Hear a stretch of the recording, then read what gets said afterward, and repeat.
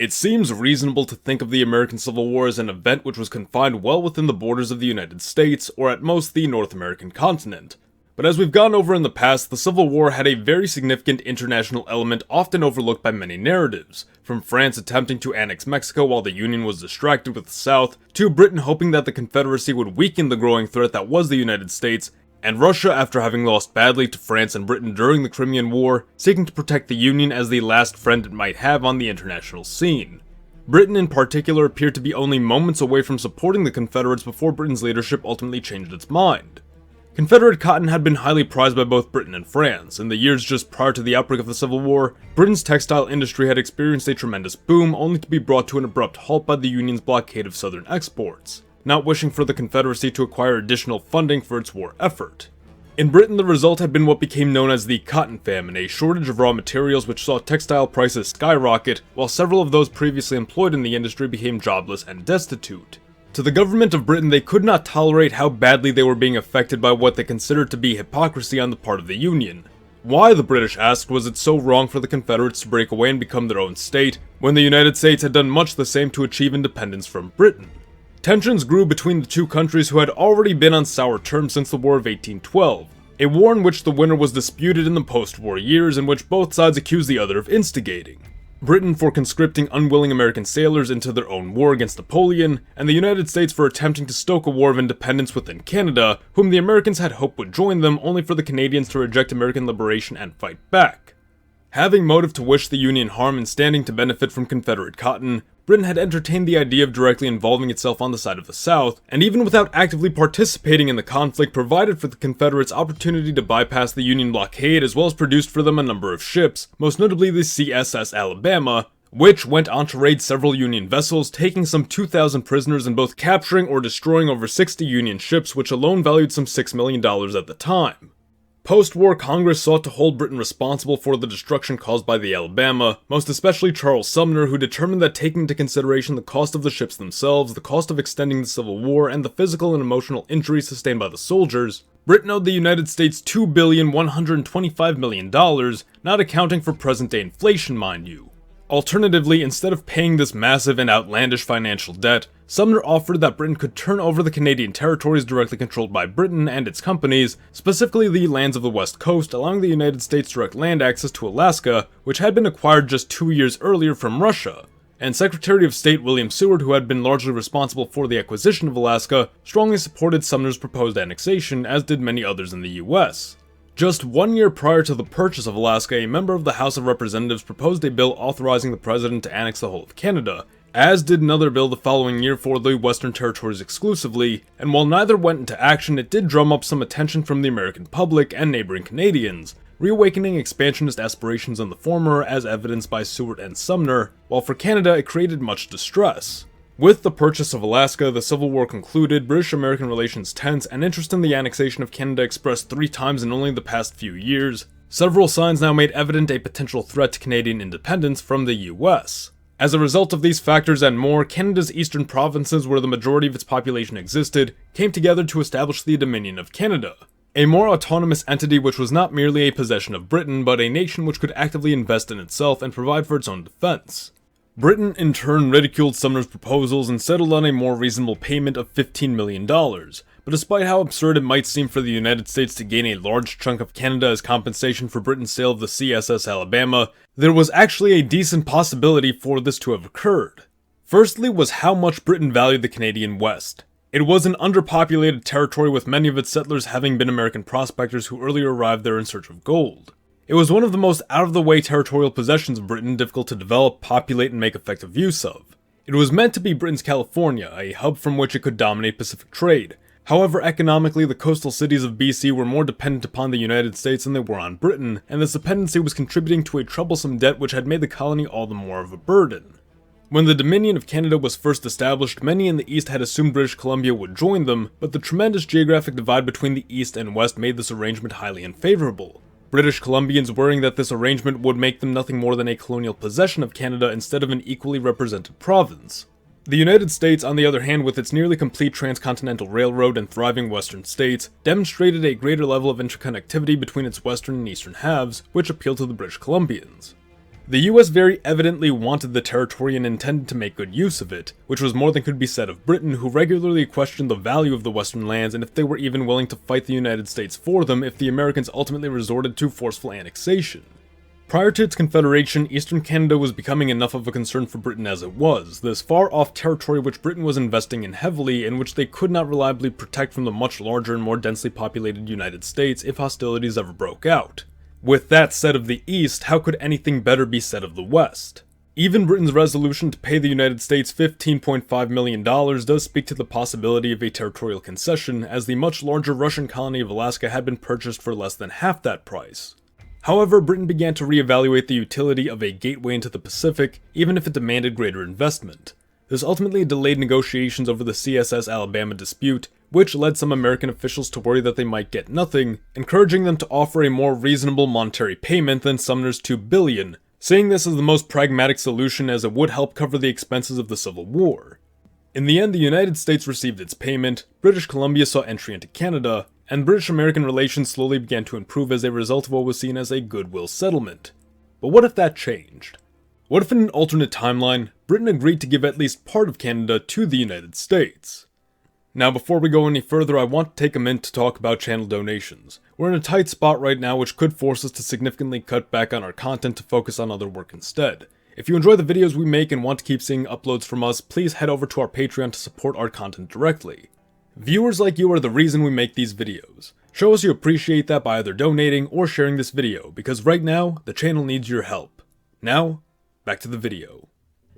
The US was hesitant to risk initiating a war with Britain and Canada at the time. The Civil War had just ended only a few years earlier, mind you. The conflict had left the nation saddled with a heavy debt, and military occupation of the South was still ongoing, essentially leaving the United States with only a fraction of its total resources available. That being said, British Columbia was once again sparsely populated, severely isolated, and much too inconvenient for either Britain or Canada to reasonably reoccupy. The United States, however, would have had the completed transcontinental railroad at their disposal by the time such a war broke out, allowing for the rapid transportation of men and supplies from one coast to the other at a speed which neither Britain nor Canada could match. There is no question as to whether or not the United States could hold the Western Territories. The US could even invade and annex Eastern Canada at the time, and neither Britain nor the Canadians would be able to stop it. The matter of concern then was precisely how hard Britain and Canada were willing to fight a losing battle. If they were determined enough to carry on a multiple year-long war against the United States in its vulnerable state, such a conflict would leave the American economy utterly destroyed, potentially embolden the South to rise up once again, cause terrible destruction to recently rebuilt infrastructure, and leave North America, Canada, and the US alike thrown far behind the European nations on the global power scale. Britain at the time was busy consolidating and fortifying its global influence, but its continental rivals in Europe were rising to challenge the Empire's authority.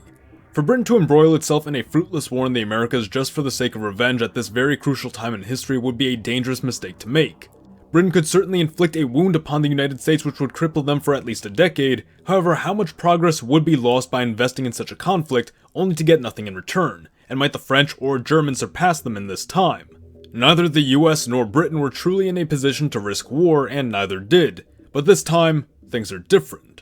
In this alternate timeline, despite the very clear risks, the US calls Britain's bluff and determines that for Britain, Western Canada isn't worth fighting for. Soldiers are moved out to the west coast in an apparent mobilization, and eastern defenses are fortified in seeming anticipation of a British attack, the US making very clear that it's willing and ready to go to war. More aggressive talk at the negotiations reinforced Britain's insecurity in its ability to protect British Columbia, all the while ensuring them that under American guidance the region would thrive, perhaps promising to allow Britain use of these ports in a matter of years to help sweeten the deal, giving Britain limited access to BC's assets without the need to spend on its development. Whatever the case, Britain agrees to concede the lands of British Columbia and the Northwest Territories. Rupert's Land would also be sought out by the US, but Britain maintains this for Canada's own future expansion, securing for them what would later become Canada's breadbasket, the valuable prairie provinces.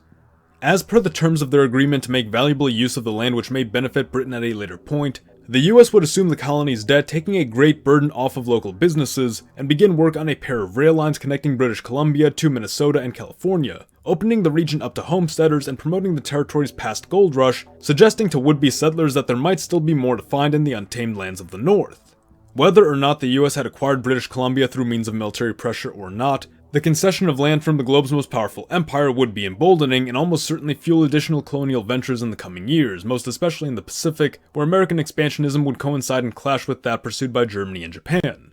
There is also a chance this concession would cost Britain some international prestige and force it to more aggressively defend its colonies from threats like France and Germany.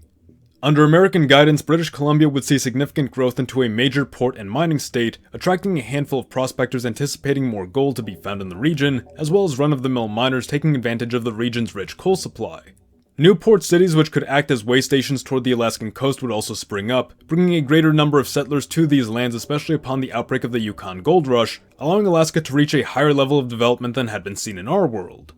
The population of British Columbia would eventually rival that of fellow coastal state California, reaching far beyond what it would have under Canadian control.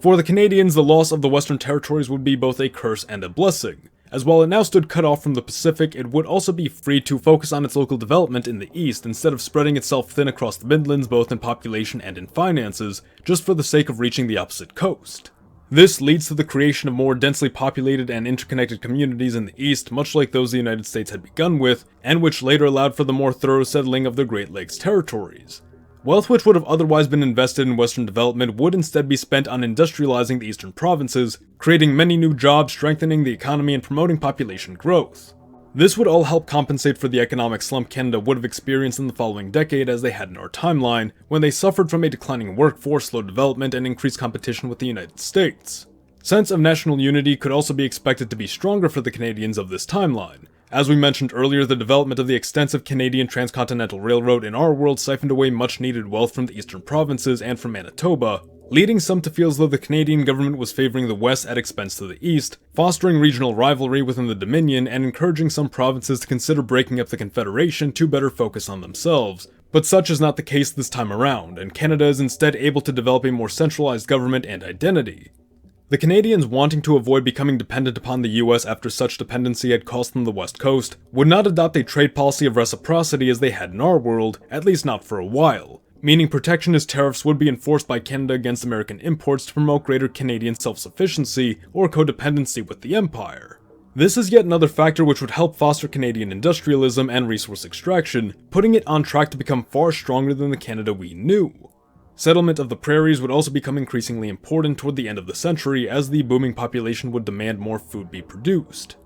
Although Canada proper would have developed into a stronger entity, it would remain closely tied with Britain, both of whom's relationship to the United States would remain tense and skeptical after the threatening means by which they acquired the West. This skepticism of Canada for America, along with its increasing population and industrial capability, would eventually drive the Canadians to become far more capable of fending off American aggression, which in turn leaves Britain less reason to seek out friendship with the US for the sake of protecting Canada. Now, this doesn't mean that the three would develop animosity toward one another, but only that the friendship they eventually build isn't as strong, Britain and Canada continuing to perceive America as a potential threat, but not necessarily an enemy. This would likely come to an end during the Great War when Britain, seeking to rally as much support against Germany as possible, would make it a goal to attract American shipping to the war zone where it was likely to come under attack by Germany and thus force the US into retaliation, just as was the case in our timeline following the sinking of the RMS Lusitania. The only difference this time around might be a post-war reprimanding of Britain for its disregard of American safety and its own actions against American vessels believed to be en route to Germany. Britain would potentially compensate America for these actions by ceding to them various territories in the South Pacific, including Germany's lands in New Guinea and Micronesia, encouraging America to fortify its position in the Pacific, whilst Britain focused on its transatlantic partnership with Canada. The US of Z thanks you for watching. Support your Legion by liking the video, or join our ranks by subscribing for more. Mr. Z, out.